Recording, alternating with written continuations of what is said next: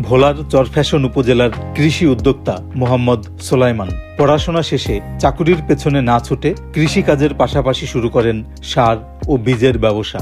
কৃষি মন্ত্রণালয়ের সহায়তায় তিনি ফিলিপাইন ও থাইল্যান্ড গিয়ে ট্রাইকো কম্পোস্ট সার উৎপাদনের ওপর প্রশিক্ষণ নেন। পরবর্তীতে নিজেই গড়ে তোলেন ট্রাইকো কম্পোস্ট সার উৎপাদনের খামার। আমি এই ট্রাইকো কম্পোস্টটা শুরু করি 2023 সালে। 2,80,000 টাকা ইনভেস্ট করে এবং আমি এই কাজটা শুরু করি। উৎপাদনটা হচ্ছে আমার প্রতি মাসে প্রায় 10 টন ট্রাইকো কম্পোস্ট উৎপাদন হচ্ছে। আমি আমার যে ট্রাইকো কম্পোস্ট এখানে যে এটা উৎপাদন করতেছি, এটা আমার চাহিদা পূরণ করে এখন আমি বাজারজাত করতেছি। ট্রাইকোডার্মা নামক এক ছত্রাক থেকে ট্রাইকো কম্পোস্ট উৎপাদন করা হয়। এটি এক প্রকার জৈব সার। বিভিন্ন জৈব উপাদানকে ট্রাইকোডার্মার সাথে মিশিয়ে পচন ঘটিয়ে তৈরি করা হয় এই সার। প্রতি কেজি সার বিক্রি হচ্ছে 20 টাকায়। মোহাম্মদ সোলাইমানের কম্পোস্ট খামারে কর্মসংস্থান হয়েছে আরও 10টি পরিবারের।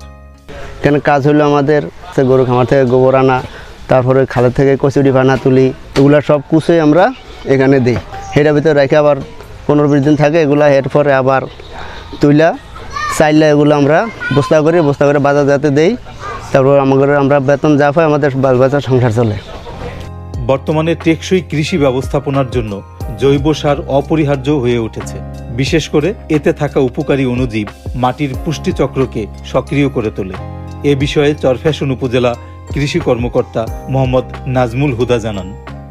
মোহাম্মদ সোলাইমান তিনি যেই উদ্যোগটা নিয়েছেন ট্রাইকো কম্পোস্ট সার, এটা আসলেই পরিবেশ বান্ধব একটি সার।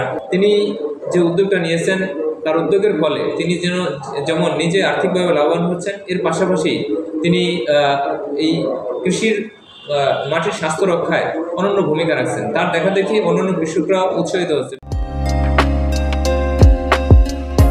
ডেস্ক রিপোর্ট, বাংলাদেশ বেতার, বরিশাল।